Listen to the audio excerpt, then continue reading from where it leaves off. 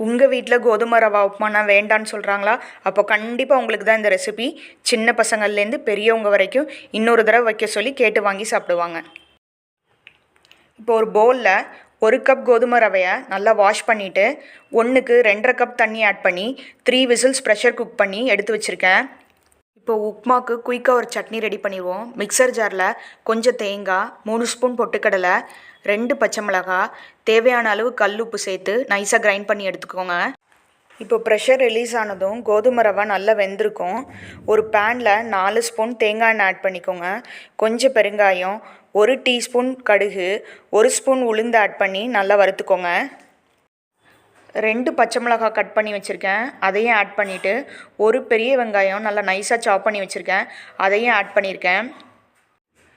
வெங்காயம் கொஞ்சம் வதங்கினதும் 1 கொத்து கருவேப்பிலை, தேவையான அளவு உப்பு ஆட் பண்ணி வதக்கிக்கோங்க. நான் கட் பண்ணி வச்சுருக்க 1 தக்காளியை ஆட் பண்ணியிருக்கேன். தக்காளி லைட்டாக வதங்கினோன்னே நம்ம வேக வச்சுருக்க கோதுமை ரவையை ஆட் பண்ணி மிக்ஸ் பண்ணி ஃபைனலாக கொத்தமல்லி தூவி இறக்குனீங்கன்னா ரொம்பவே டேஸ்டியான தேங்காய் எண்ணெயில் செஞ்ச கோதுமை ரவா உப்புமா ரெடி. உப்புமா தேங்காய் எண்ணெயில் செஞ்சதுனால ரொம்பவே வாசனையாகவும் டேஸ்டியாகவும் இருக்கும். நம்ம அரைச்சி வச்சுருக்க சட்னிக்கு சின்னதாக ஒரு தாளிப்பு கொடுத்துட்டு இந்த உப்புமாவோட இந்த சட்னியை வச்சு சர்வ் பண்ணிங்கன்னா அடி தூளாக இருக்கும் டேஸ்ட்டு.